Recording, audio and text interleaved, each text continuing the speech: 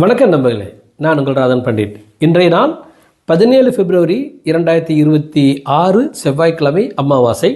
சித்த யோகம் இன்றைய நாள் எப்படி இருக்க போது எல்லா ராசிகளுக்கும் ஒவ்வொரு ராசியை சொல்லிட்டு பாருங்க.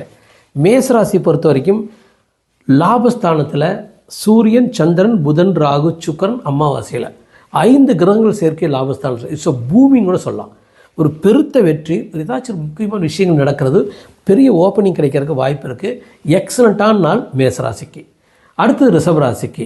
ரிஷபராசிக்கு தொழில் ஸ்தானத்தில் 5 கிரகம். பியூட்டிஃபுல் தொழில் வாய்ப்பு காத்துட்ருக்கு, தொழில் ஓப்பனிங் காத்துட்ருக்கு. நீங்கள் ஏதாச்சும் முயற்சி பண்ணினா வெற்றி நிச்சயம். மிதுன ராசி பொறுத்த வரைக்கும் பொறுமையாக கடந்து போயிருங்க. அது மறதியை தரலாம், கவலையை தரலாம், நோயை தரலாம். Just be cool, go get relaxly. தப்பாக இருக்காது. காரணம் குரு பார்வை இருக்குது சந்திரனுக்கும் சூரியனுக்கும். தவறு இல்லை, இருந்தாலும் கூட நிம்மதி இருக்கிறதுக்கு வாய்ப்பில் இல்லை நம்பர்களே. அடுத்த பாயிண்ட்டு கடகராசிக்கு. கடகராசி பொறுத்த வரைக்கும் 8ல் 5 கிரகம் மறைகிறான். சந்திராஷ்டமம், அமாவாசை 8ல். கவலைப்படுறதுக்கு வாய்ப்பு இருக்குது, பொறுமையாக போயிருங்க. சிம்மராசிக்கு வாழ்க்கை துணையோட, நண்பர்களோட, கூட்டாளிகளோட பிரச்சனைகள் வர்றதுக்கு வாய்ப்பு இருக்குது, நீங்கள் பொறுமையாக போங்க. கன்னிராசி one of the best day of your life, the greatest day. என்னை பொறுத்த வரைக்கும் இந்த 17, 18 இந்த 2 நாட்கள், ஈவன் 3 நாட்கள் சொர்க்க வாழ்க்கையாக இருக்கிறதுக்கு வாய்ப்பு இருக்குது. கன்னிராசிக்கு எதிரி அழியிறான், கடன் அழியுது, நோய் அழியுது, பிரச்சனை அழியுது.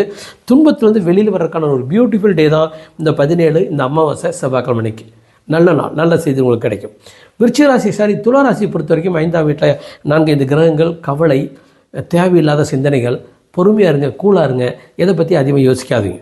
விருச்சிகராசிக்கு இன்பம் நிம்மதியும் போயிடும், சந்தோஷம் குறைஞ்சிரும், கவலைப்படலாம், நோய்வாய்ப்படலாம்.